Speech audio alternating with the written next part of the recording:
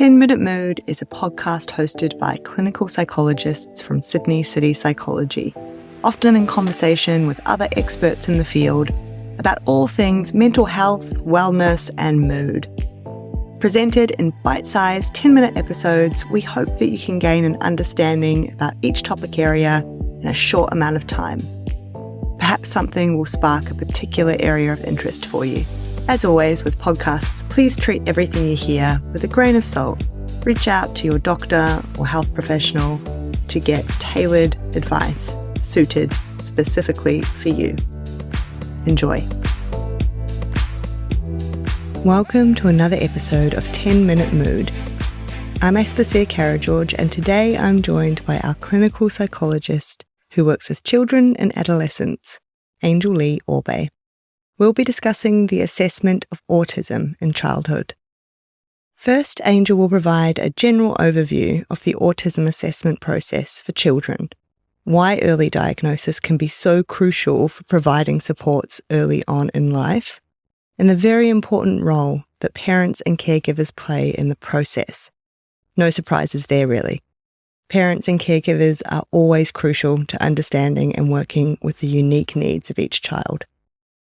Finally, I will then jump back in and talk about the assessment process that we use here at Sydney City Psychology, and I'll explain why we do it the way we do it.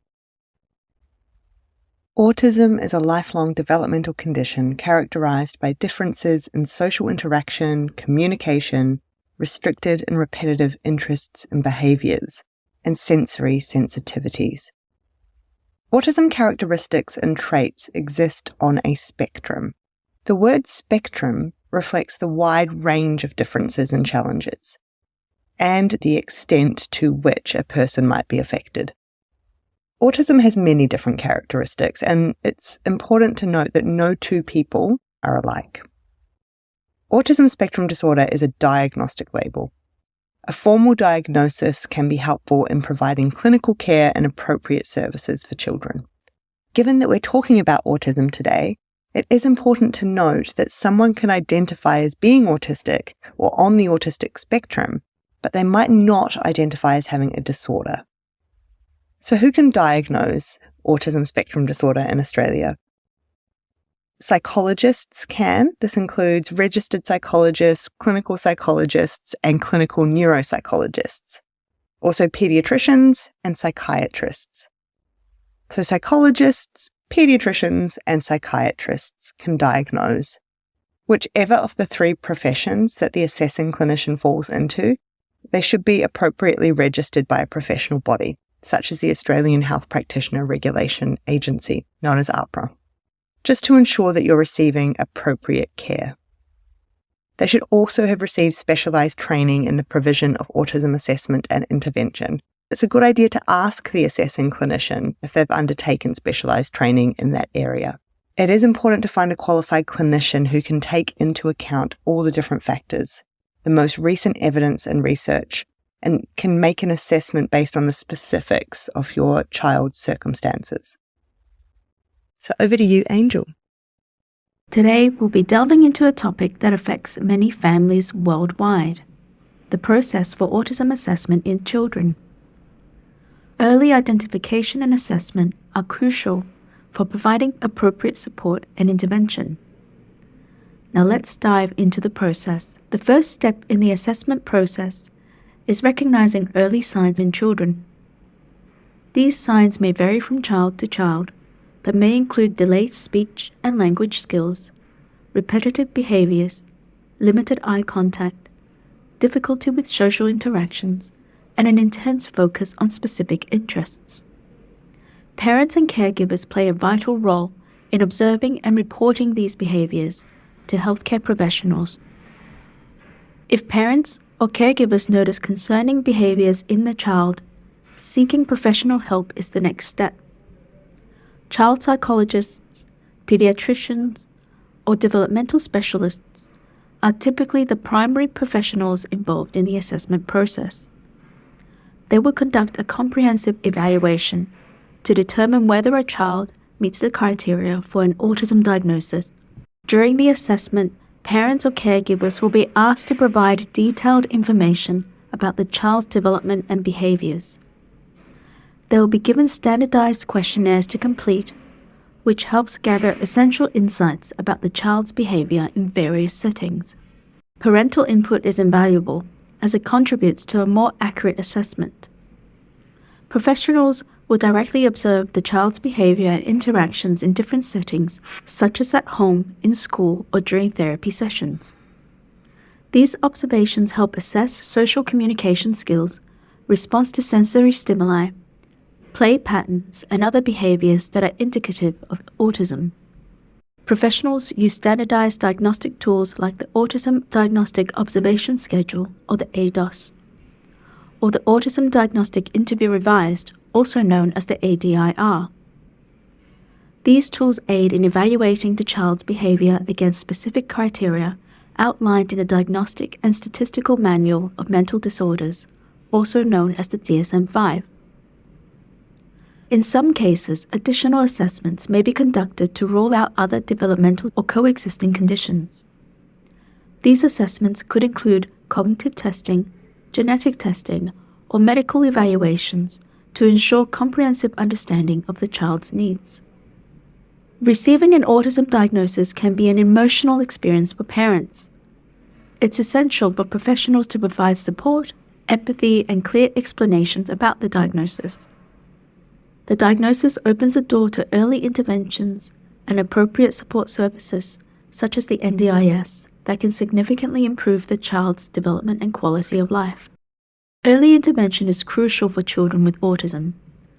Once the assessment is complete, the child can then begin receiving tailored interventions based on their unique needs.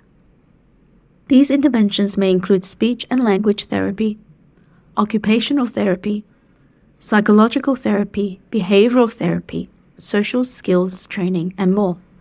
Remember, early recognition and assessment play a vital role in providing children with autism the support they need to thrive. So Angel has just described some of the key factors that go into assessment and diagnosis for autism in children.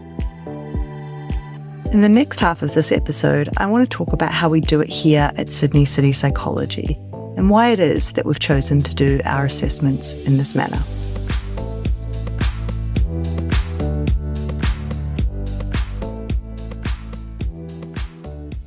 Assessment for autism by a qualified health professional can follow a few different processes.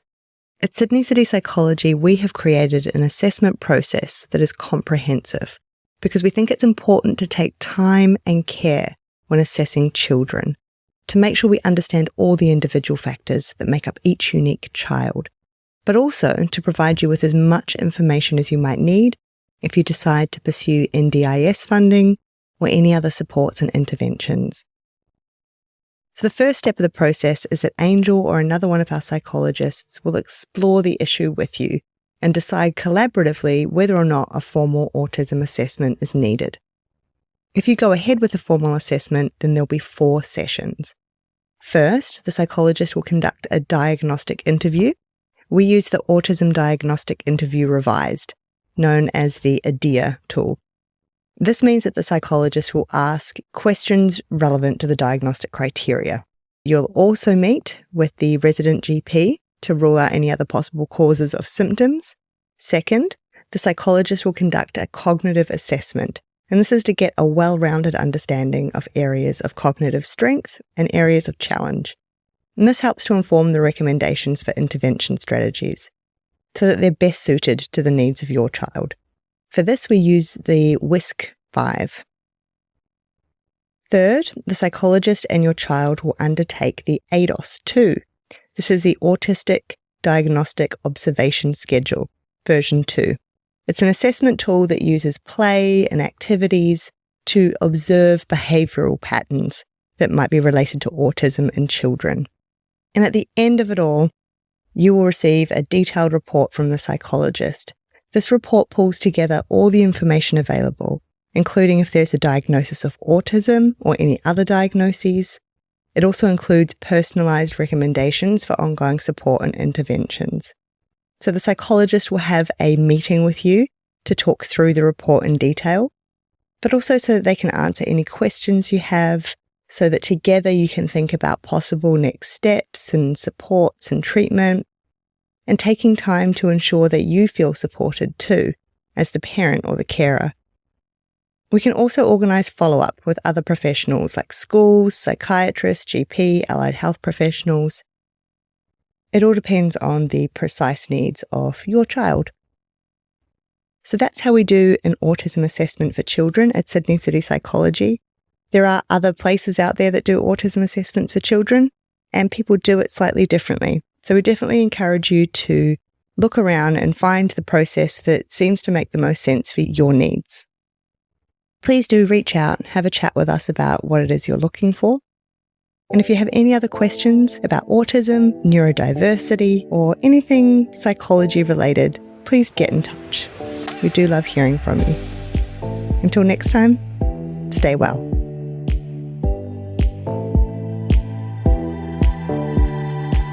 Sydney City Psychology is a private psychology practice located in central Sydney, Australia. We also offer online appointments.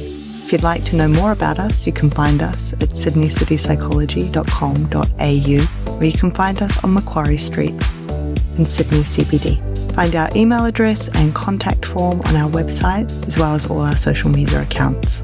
But remember, if you or someone you love is in immediate distress, you can get in touch with emergency services or a crisis mental health support line in your country.